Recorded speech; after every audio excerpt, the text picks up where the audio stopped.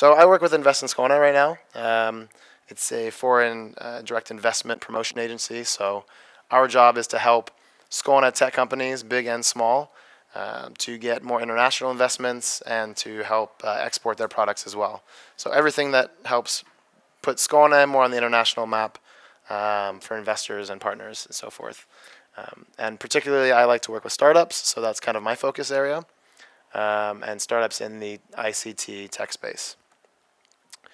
Why should you listen to me when it comes to investors? Well, I've been working at Invest in Skåne for about 3.5 years now. Before that, I had a startup for a year and a half. So we've had a lot of experience with investment or working with investors, both big and small. This is an event that we put on just last week. It's our third year doing it. It's been called one of the better investment events in the Nordics. And basically what it is, it's 75 people, invite only. It's VCs, some of the top tier VCs from Europe, angel investors, some of the best in the area, and entrepreneurs, the best that we can find every year from the Nordics. These are a few of the firms that attended this year. So you probably recognize some names there. I think altogether it represents more than $1 billion worth of capital to be invested. So it's a very good network, and when you guys are ready, those are the kind of connections we can help you out with. Since I saw Michael was telling about the companies he's invested in and advising, I thought I'd throw some names up there as well. So the top 3 companies here, I have a very, very small nano angel investor in. So that's extremely small amounts. It's mostly, just like he said, ideas that I believe in. For example, AirHelp is really good. They're helping you get money back when your flight is delayed. And since I hate airlines and I wish that airline travel would go back to the golden years when you didn't have to go through security checks and delayed flights and people that hate their jobs, I invested in AirHelp. Unified Remote is a local company up in Lund. They're doing an app that you can control your computer with. So a couple cool guys out of school, got a few million downloads on the App Store. So trying to work with them as an advisor to see how we can make the company more investment ready. I think they start with a good focus, which is guys with skills that have a passion in a certain area, Safello is a Bitcoin company, and EasyPack is just kind of a shower cap for food. So it's a very much a hardware company. There's kind of a lot of overlap, I think, with me and Michael in our presentation. So I'm going to talk mostly about accelerators and kind of what I see as how that process works, and then we can talk about investment a little bit deeper with questions and stuff. So when it comes to an accelerator, the value that I see coming from an accelerator, I haven't participated in one particularly, as Michael hasn't either. So we're probably a couple of the funniest guys to be up here talking about this, but I see an accelerator as 3 things. It's education plus experience plus connections and network. And to be very real, I think you can get experience no matter what. If you say that you're an entrepreneur and you study the subject and you practice entrepreneurship, then you have experience. So the main 2 things that I think you get from an accelerator are education and connections.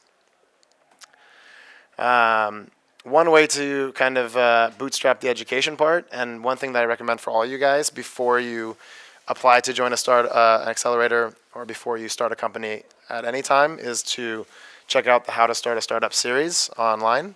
You can see the website here, or if you just Google how to start a startup, it'll be the first hit.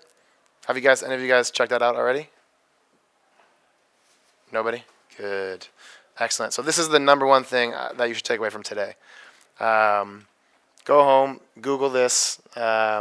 It's started by Y Combinator, or it's organized by Y Combinator. Sam Altman is the guy in charge of Y Combinator now. Paul Graham, I believe, was the guy that started it. It's one of the oldest and definitely the most successful startup accelerators in the world.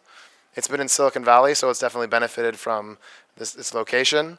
But more than that, I think it has the best network. So when it comes to angel investors and VCs that are connected with the program, mentors that are working with the program, this is as good as it gets. And they have been running for a long time, so we've seen a lot of good returns.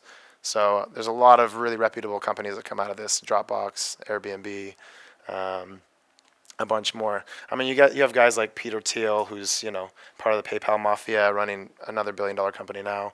Ron Conway, who's probably the best angel investor in the world, mostly due to his contacts, his contact list. Andreessen Horowitz is one of the biggest most successful VC firms in the world. Yeah, so definitely check that out. What else? What else? Pre-accelerator for you guys, if you're actually thinking about joining an accelerator, the thing to think about is before you go into accelerator is who is your team, who's on that, who are you, who do you need to complement yourself with skills, and what is the problem that you're solving. So what are you passionate for? If you're passionate about entertainment, then you should probably go for an entertainment company. If you're passionate about food, then go for a food company. But don't start a food delivery service or launch a food delivery app if that's not something you're passionate about, just because everyone else is doing it, or just because, whatever. There's a lot of these kind of companies that start just out of like an opportunistic kind of mentality. And at the end of the day, you're going to be working really hard at this. It's going to be one of the worst things you're ever going to do in your life. I know that when I started being an entrepreneur, I became an entrepreneur because I thought, oh, this would be great. I can be my own boss and I can make my own hours. I work whenever I want and I can decide who will be on my team and what problems to solve, and it'll be great. It was completely the opposite. I mean, it was not rock star life at all. It's really hard work. It's a lot of nights staying up late, questioning yourself, thinking about why are you doing this? Who are you? What are you even good at?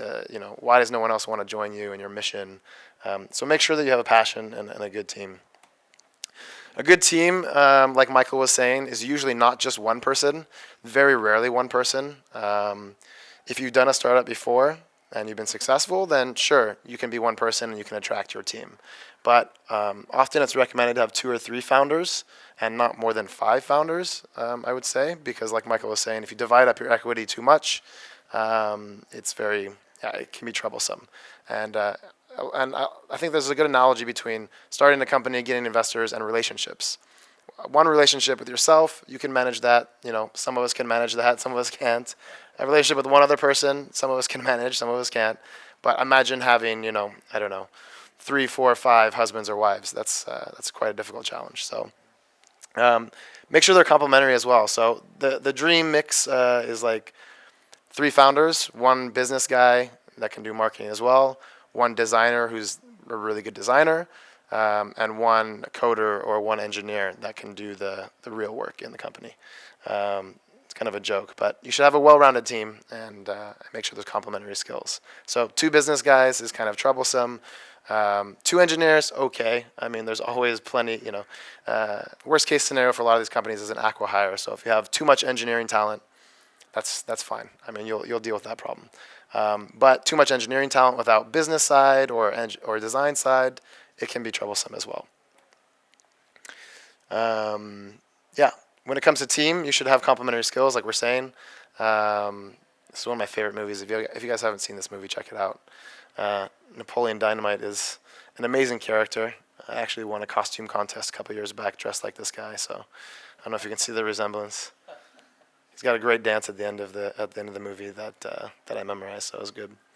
So just substitute the word girls here for investors or customers or accelerators or whatever you want, and replace nunchuck skills and bow hunting skills with computer hacking skills and growth hacking skills, marketing skills, sales skills, design skills, all those things.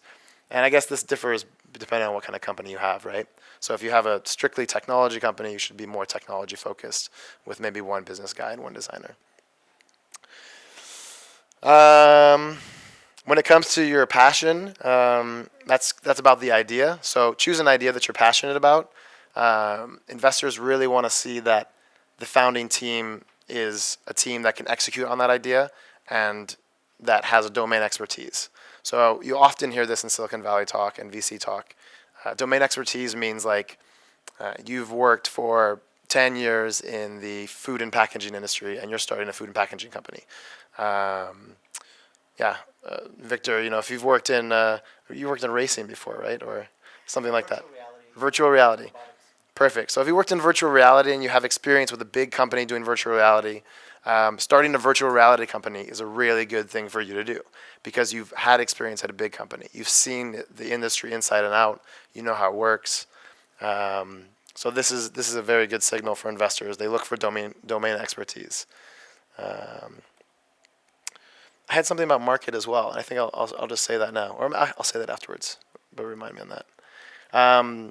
So going into an accelerator, that's what they look for. It's all about the team. They'll do, like Michael said, a very lean process on sourcing, asking questions about who you are, who is your team, what is your idea, what are you trying to do. Then they'll do a very quick process on who are you as founders? Are you working well together? So if you have a history together as founders, that's really good. Just like dating. I mean, if you've been together for a long time, you've known each other, you've grown up together, and you decided, you've been best friends, and then all of a sudden you decide, wow, we should get married and have kids and start this great family. That often works out quite well. It's the same with founding teams. Another thing that works out very well is an accelerator experience. So if you meet somebody and you think that you get along very well and you've gone through a good experience together, join the accelerator. And if you're still together and you're still on the same page at the end of the accelerator, that's a good signal as well. But very often, co-founders found each other in school or at jobs. If you work together with somebody at a job for 3 or 4 years, and you've been talking about all these startup ideas that you want to do afterwards, and you have complementary skills, that's a great way to start as well. Yeah, and accelerators, they can be anywhere from, I've heard short accelerators for like 3 to 6 weeks, which I think is a little bit too short. 3 months is the standard, which I think is a little, is probably a good time for guys in Silicon Valley who know what they're doing, and they basically just need the network and to promote themselves and to build something and have a good opportunity. For a place like Sweden or in Europe, I think it's a little bit short. To be honest, I think there's a little more of an education that needs to happen, a little bit more experience and mentoring and coaching. So yeah, but after the accelerator, post-accelerator, the thing that investors are going to look for on demo day, they're going to look at, number one is your product, right? What have you built in these 3 months or these 5 months or whatever the time period is? And that's a very good metric. When you're looking for VCs, angel investors, any investors who are going to give you money, they want to see, okay, how much have you done with that time and that money? You started 3 months ago, they gave you 50,000 euros, and now what do you have? Do you have a functioning app? Do you have a functioning product? That's number one. If you don't have a functioning product at the end of that accelerator period, you might as well go back to the drawing board or retool your team or figure out why things aren't working out. It's all about rapid prototyping, rapid iteration. And traction is a good way to show if you have a product that's working, is that product resonating with the market, right? So you've built this great app about dogs and the clothes that dogs wear, and that's very cool and it has a lot of great functionality, but does anybody care about that? And traction is kind of this word that shows where does your product meet the market. So if you launch your app on the App Store and you have 200 downloads, not so much traction. If you launch your app in the App Store and you have 20,000 downloads in the first 2 weeks, that's a little bit more interesting, and you have something to go from. So altogether, you could say these 4 things are kind of the most important factors when an investor looks at a startup or a startup team. So the team is the most important thing, right? Great investors invest in great teams. Even if even if you have a crappy idea or you're going for a crappy market or whatever, things haven't gone your way. If they see a good team, then a good team can fail once and they're going to go again and they're going to try another startup. So team is number one. And of course, team and product go hand in hand. So if you're a good team, you should be able to make a good product. If you don't make a good product, then that probably shows there's something either chemistry-wise wrong with your team or otherwise. Traction is kind of the least important, actually. I've been finding out recently. I used to say that it's all about the team and the traction, and that's a very easy thing to say because they both start with a T. And traction is kind of like a shortcut to finding out if you have a good team, a good product, and a good market. So team plus market plus product will equal traction in a lot of senses. But they also say that that market is extremely important. So if you have a good team, they say if a great team meets a tough market, then the market will win, right? If you're a good team and you develop a a wonderful product, but the market is nothing, and there's no one there that's interested in it. Of course, you have nothing to sell. But if an okay team meets a great market, then you can still succeed, right? So if you can at least build a product that functions, you can get it out to the market, and people hear about it, and it's a great market, it's a growing market, then that can be successful, right? Yeah, so a lot of time investors, they'll look into not big markets. I think a very naive thing to think when you're a new entrepreneur is, I'm going to go after the hotel market because there's so many people that stay in hotels all the time. I'm gonna take 1% of the $100 billion market that is hotels, and if I get 1%, then that's 1 billion or whatever that number is. Don't ever say that in your presentations or when you speak to investors. Don't ever say the market is this big and we want to take 1%. That's just, how do you know what percentage of the market you're going to take? One thing that Peter Thiel says in How to Start a Startup video, which is really good, is investors look for markets that are small but growing, so they have a lot of future potential. So VR, for example, virtual reality. How many of you guys have played with an Oculus Rift or one of these like virtual reality headsets? 1, 2, 3, 4. Okay, so about half of you guys. You guys are a little bit more tech savvy. We're in a really good part of the world, so and you're probably really into that. But most people in the world have never tried one. The market for VR right now is, I don't know, Victor, how big is it? Not so many, right? It's growing though. It's growing, and that's the perfect word, right? So it's not about how big the market is now, but how big is the market going to be compared to today? And I mean, everyone could say like, right now, everyone in this room who's of a certain age could say, look back and say, oh, if I only invested in Facebook, when I knew that social networks are going to be so huge, or if I only knew that mobile was going to be so huge, or the internet was going to be a big thing, or color TV, or the radio, or whatever this is. And that's the opportunity that you have right now. A lot of you guys have a unique insight into an industry based on you working there or just common knowledge. I mean, looking at the virtual reality market right now, it's a really good opportunity. Nobody's in that market right now. There's not a lot of products, but it's going to be huge. If you've tried the Oculus Rift, you know that this is a really, really amazing product. When you put on one of those headsets, you completely forget about where you are. You can be in the worst place in the world, and all of a sudden you're transformed into another place, and you're hanging out with your friends in Rome or paradise somewhere. I mean, the dating market, the social networking market, they're all huge, huge opportunities in that space. So thinking about those kind of things, what are the opportunities? I don't know, it could be ecotourism, it could be space travel, it could be all kinds of things. So think about the market and think about if it's growing. That's a good place to be. Yeah, I'll do a quick promotion on local initiatives since Michael was telling you guys to go everywhere else in Europe. I think if we list the accelerators in order of most desirable to least desirable, you have Y Combinator on top. If you can get into Y Combinator, go for it. Take the trip, live in Silicon Valley, do the startup thing, make the connections. It's going to be great. AirHelp is one of those companies that did that. That's a big reason why we invested in that company. It gives you the network and it gives you kind of the right mindset to make things happen. After that, it's AngelPad, it's Techstars, and it's a few other ones. But you really need to look at, when you're looking at an accelerator, why are you joining this accelerator? I mean, sure, you could just join an accelerator. If you have no experience in startups, if you have no knowledge education in startups, then it's fine just to go into any accelerator that'll accept you, and you're going to learn a lot in that process. Of course, take everything with a grain of salt, though, right? You want to look at what the accelerator has as their mission. Is it a private accelerator that's taking some equity, like Michael was saying? They usually take between 5 and 10%. A good average is about 7%. I think that's what Y Combinator takes. If it's a private accelerator in that case, I kind of, you do want to think about the later stages. Are you going to get diluted? So. But if you don't have a good network, if you don't have good education, if you don't have, everything that you think you need to succeed in the long run, I think it's fine to take, to give away 7% of your company in the early stages. That still leaves, 90% to split between 2 or 3 co-founders. That means you're each going to have 30 to 45%. After multiple rounds of dilution, yeah, you're going to end with 10, 15, 20, 25%. But if you have a big company, a company that a VC is going to invest in, they're investing in companies that they think can be unicorns. Those are companies that are worth at least $1 billion when they exit. So, I mean, if you guys are happy with taking 5 to 10% of $1 billion, then it's all good. And the truth is, you need to share that equity with as many people as you need to in order to make your startup a success. So it's good to understand your expectations when you go into it as well. Are you the kind of entrepreneur that wants to go for this unicorn success, that wants to build $1 billion business?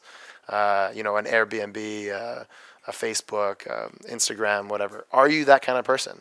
Because if you're that kind of person, then definitely go for the accelerator. Definitely go for VC investments, and do all that. If you just want a lifestyle business, something that'll pay your rent, that'll pay like 10 other people's jobs, you don't need to worry about that. Maybe you want to save a little bit more equity and you want to just hire people and grow organically. That's completely fine as well.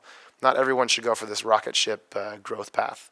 I think a lot of us would be stressed out by the idea of that. But yeah, think about that. So there's accelerators that take equity, and that's like a private accelerator. They want to make money off of their portfolio of investments, and they're going to do their best to connect you. There's accelerators that are government sponsored, and they are mostly about having new companies grow up in the location where the government is collecting tax revenue, right? So they want you to start companies that will employ people and continue to keep that place moving, so it doesn't turn into an economic wasteland. And then there's kind of corporate vertical accelerators. So you have a thing now where like a lot of media companies are, their revenues are kind of going like this, and they can see that their market is being eaten by new digital media companies, and they're kind of freaking out. They have this idea like, oh, we don't know what to do next, so let's just open an accelerator and throw a bunch of money at this and get all the entrepreneurs that would be threatening our business, put them through the accelerator, and if any of them are too successful or we think they're going to destroy our business, we're just going to buy them early and at a good valuation. So think about that. If you have an idea that's in media or that's in healthcare or that's in a very vertical niche, and you eventually want to sell out to a big company, then it could be an okay idea to take Barclays Accelerator for financial tech, or Bonnier's Accelerator or something like this for media. But really think about that. A local initiative that's starting up pretty soon is called Fast Track Malmö. This is a partnership between Invest in Skåne, Almi, Mink, Malmö Startups. And the idea is to take the 5 to 10 best companies from the area. Could be Copenhagen as well, could be Stockholm. But we're starting in Malmö. Take those companies and give them access to the local network, to the really good mentors, to really good angel investors, and try to educate them a little bit, but be a little bit more hands-off, I think, than most accelerators.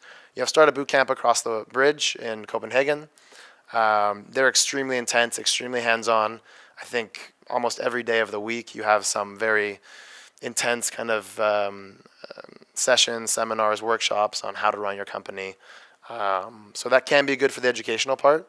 But I think personally we think that it's good to be a little bit less hands-on, and that the real value is in the network, as well as giving, like Michael said, the time to do something. So the thing with Fast Track Malmö is that you get some initial money from Almi. Maybe it's 50,000 Swedish crowns to start, with up to 300,000 in convertible equity if the idea is good. You get access to the mentorship network, which in this area is extremely good considering the size and the location. So you have all the guys over in Copenhagen, all the guys in Malmö. You have guys like Hampus Jakobsen, who's built TAT together with some people, made a big exit. You have guys like Jan-Erik Solem, who's sold the company to Apple and moved back to South Sweden. You have a lot of these kind of guys and a really good network. So that's great. Invest in Skåne. Mink is coming in with free office space, so you have an office space to stay for 5 months. Invest in Skåne is coming in with helping you guys connect to the market. So 2 trips a year, we're facilitating meetings with investors in San Francisco, New York, other places in the U.S. To get you guys a little bit more global. So the idea is that it's about connections, right? Connections here, locally, and connections globally. And if you have those 2 things in place, along with some education and mentorship, that hopefully it makes for good companies. I think that's about it. What's that? How do you sign up? So you have the website there. there's still some tweaks, so not everything written on the website is 100% true. Don't hold me accountable. I think Joel would kill me if he knew that I was promoting it already. It's still like in the works. It's a very much a lean startup iteration process to the accelerator as it would be with companies. But go ahead. I think you can sign in and apply now if you want.